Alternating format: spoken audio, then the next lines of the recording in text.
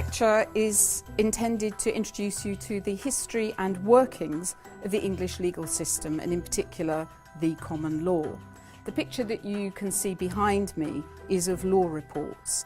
These are the reported decisions of judges made in individual cases that have been brought before the courts, and it's these decisions that constitute the basis of the common law. Now you're going to hear a lot about that later on, but just look at those photos for the moment.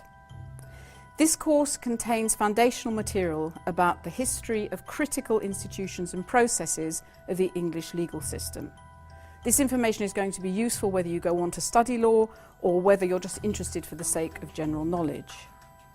In this lecture, I'm going to discuss the emergence of the common law in England and Wales.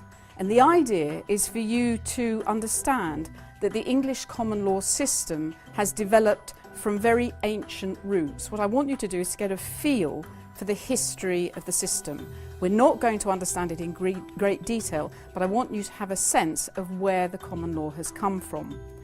So what we're going to do is to look at the roots and the early history of common law development.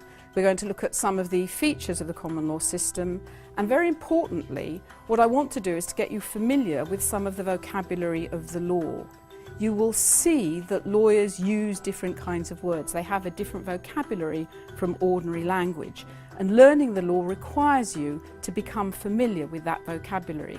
As you work through the course, I hope that words that sound strange at the beginning will gradually sound a bit more familiar, so by the end of the course you feel entirely comfortable with those words. As I said, this introduction to the history of common law isn't meant to give you a detailed understanding of the history, which is actually quite complex, but to try and give you a broad overview which will give you a sense of the history of our common law, where it came from, and importantly how it's influenced the development of law in other parts of the world.